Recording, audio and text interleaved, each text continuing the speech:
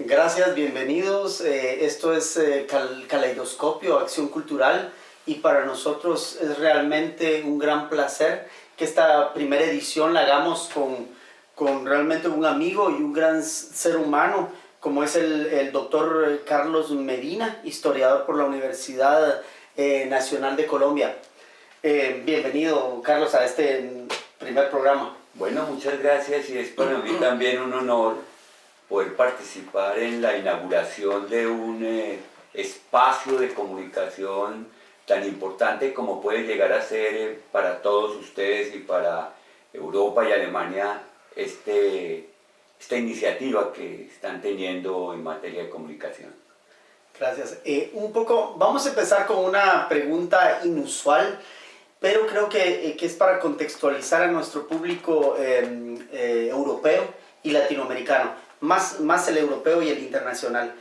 Me gustaría que nos contaras un poco en qué radica, si yo te hiciera la pregunta, en qué radica la fuerza o la fortaleza de la cultura colombiana.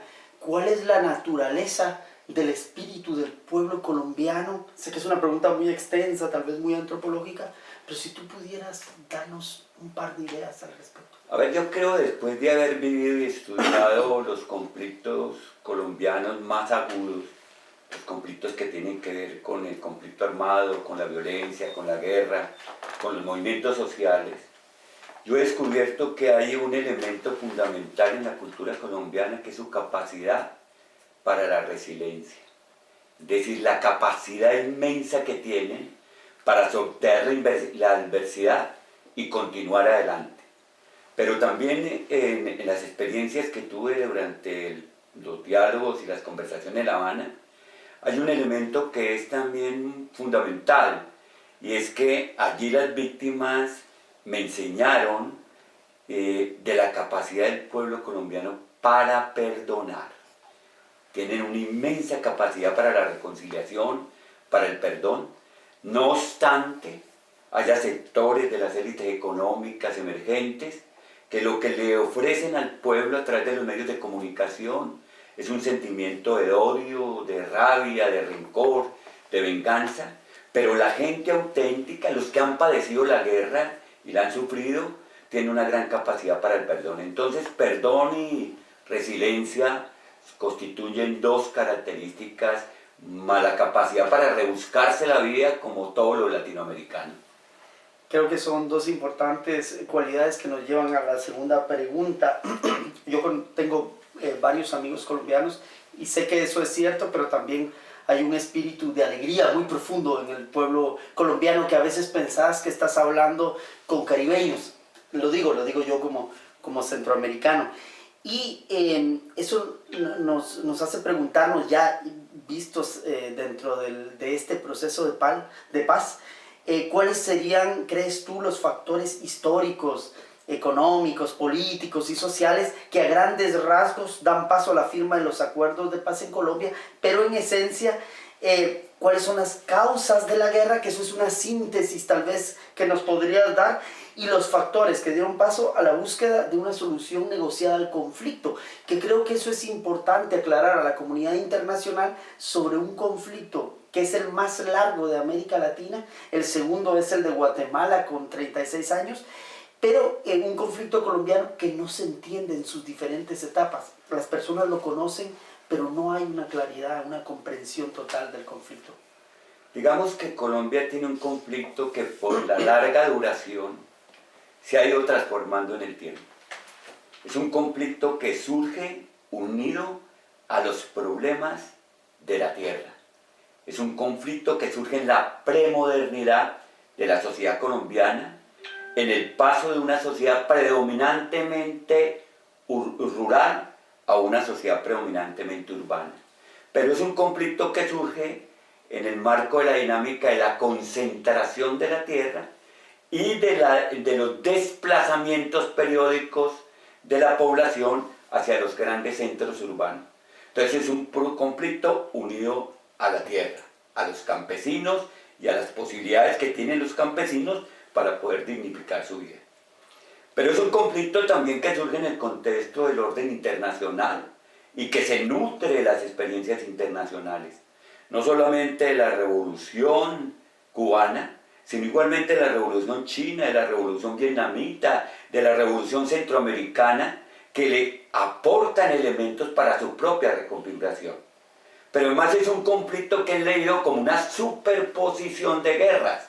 No es una única guerra, es un número indefinido de guerras que se articulan en lo que llamamos conflicto armado, pero que enfrentan las fuerzas militares del Estado, la fuerza pública, las fuerzas militares del Estado, contra la insurgencia, que enfrentan los grupos paramilitares que operan en connivencia con las fuerzas militares contra la insurgencia, que operan grupos de narcotraficantes y narcoterroristas peleándose con el Estado, pero más peleándose con los paramilitares, peleándose entre ellos mismos y peleándose con la insurgencia, y acribillando al blanco más difícil que tiene este conflicto, que es la población civil.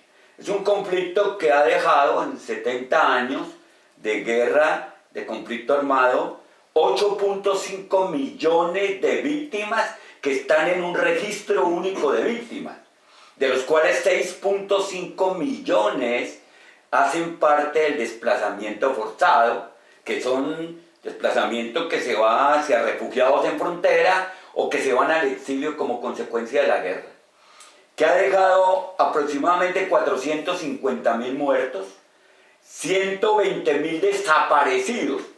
En estos días, Gonzalo Sánchez, que es del Centro Nacional de la Memoria Histórica, decía que cuando comenzaron a investigar sobre la desaparición forzada, apenas calculaban 8.000 o 12.000 casos, y que en el desarrollo de las investigaciones llegaron a entender que se trataba de 120.000 casos o más, porque no había posibilidad de establecerlo, que fueron asesinados, llevados a fosas comunes, arrojados al río Cauca o al río Magdalena o a cualquier tipo de paraje donde no se volvieron a encontrar. Es decir, un conflicto que tiene 17 tipos de victimización y que convirtió como blanco del desarrollo del mismo a la mujer. Porque descubrimos en los diálogos y en las conversaciones de La Habana que el 70% de las víctimas de este conflicto no fueron los actores que se enfrentaron, sino las mujeres. El 70% de las víctimas del conflicto fueron las mujeres, y por eso surge en el desarrollo de las conversaciones una línea sobre mujer y género, porque el sujeto colectivo que hay que reparar y que no hay con qué repararlo porque no existiría recurso alguno ni tiempo suficiente para poder reparar a esa víctima de la violencia que es la mujer, está ahí tratando de reconstruir su vida cargada de esperanzas, de afectos, de nuevos sacrificios para construir una historia más digna para sus hijos frente a todos los que quieren reactivar la guerra en nuestro país.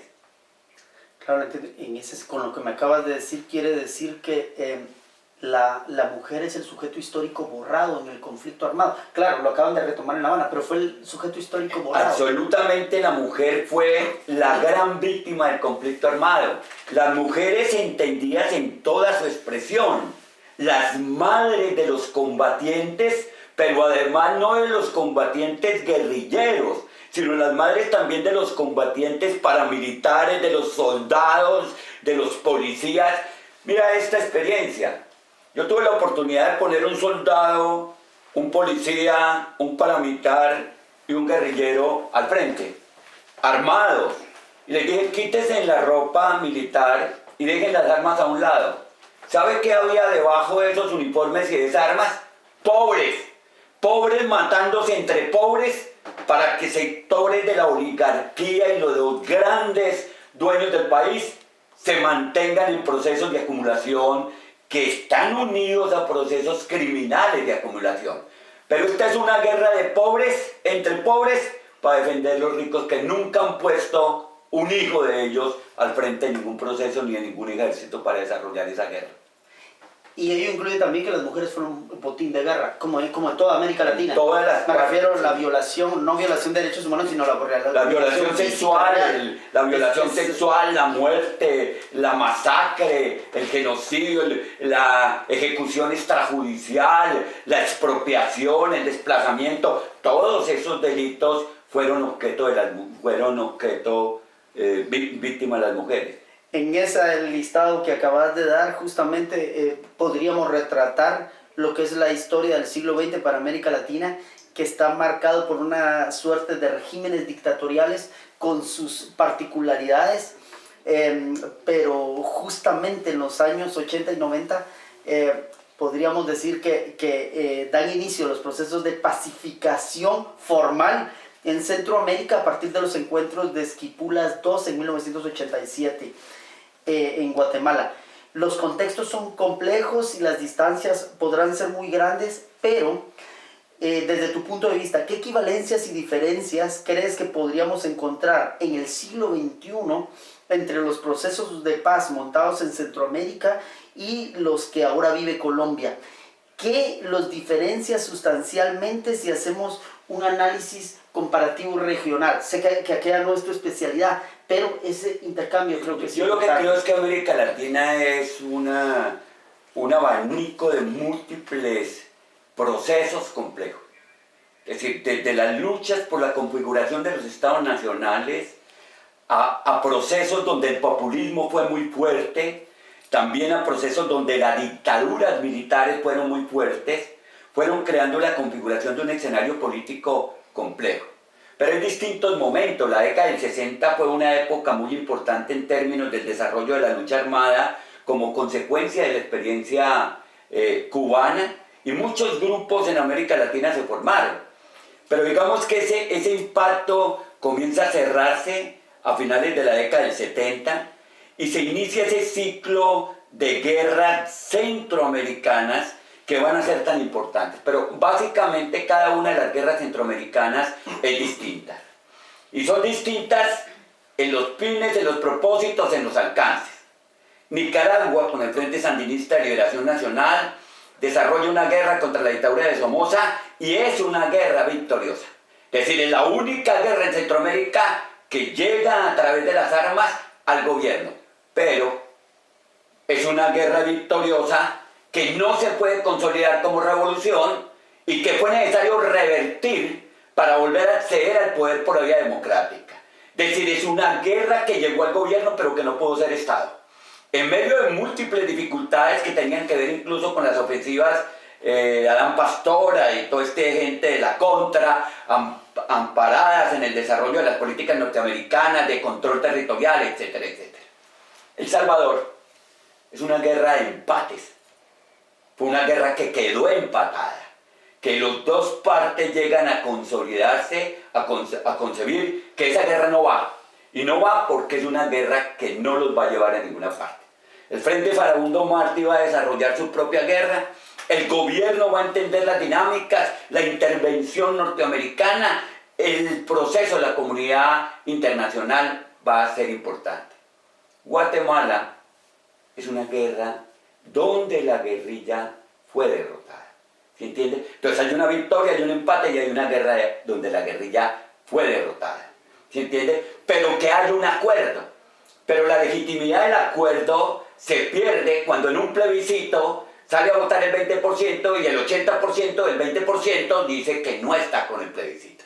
Entonces ahí hay unos elementos fundamentales. Pero vos me preguntas por Esquipulas y me preguntas, Esquipulas surge en un contexto específico y va a desarrollar dos potencialidades que son importantes. Primero, la intervención de la comunidad internacional latinoamericana para resolver los problemas centroamericanos.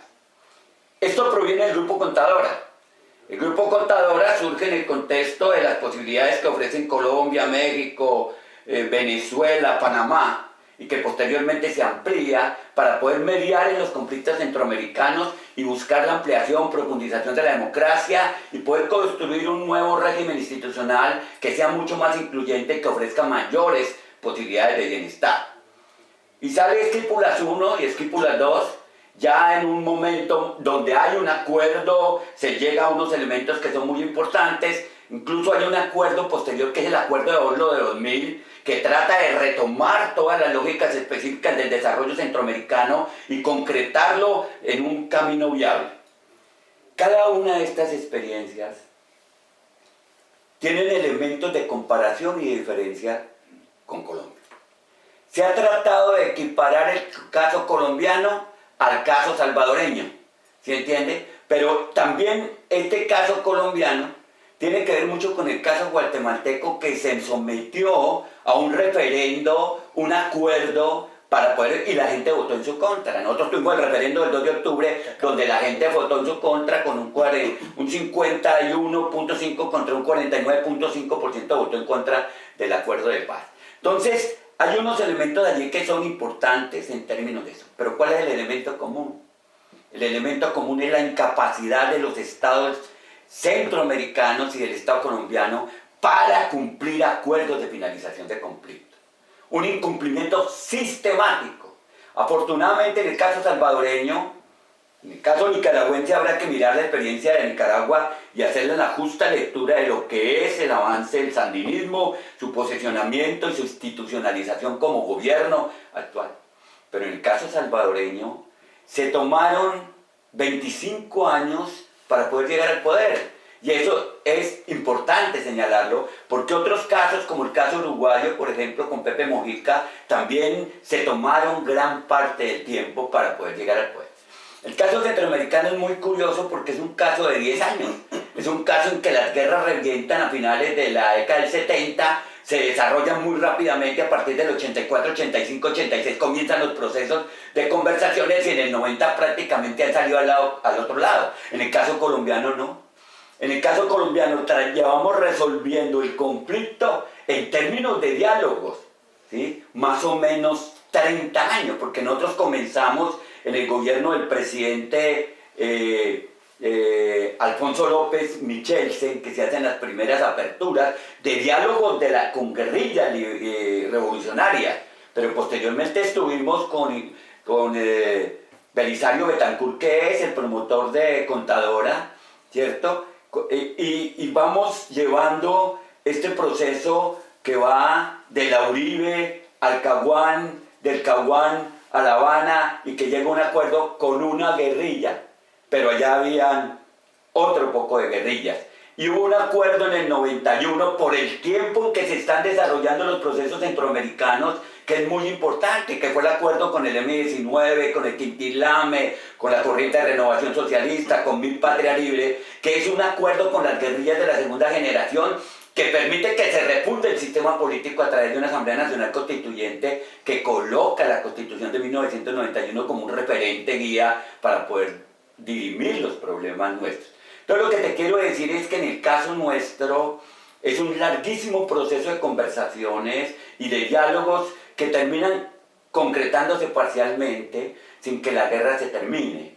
Pero mire lo que está pasando hoy en Honduras, lo que está pasando en Nicaragua, lo que está pasando en Guatemala, con las características étnicas, culturales de Guatemala, que marcan una diferencia sustancial con otros territorios, lo que pasa con Honduras, con las malas o las maras o con El Salvador, con todo el problema de ese conflicto que tiene atravesado los países centroamericanos en términos de la droga y los problemas migratorios y los obligatorios retornos, todo ese tipo de cosas va generando complejidades distintas para cada uno de los países, que es bueno mirar inicialmente desde la propia especificidad de cada estado, pero después de esa caracterización que se puede hacer de cada estado, sí es urgente trazar líneas comparativas como vos lo señalas.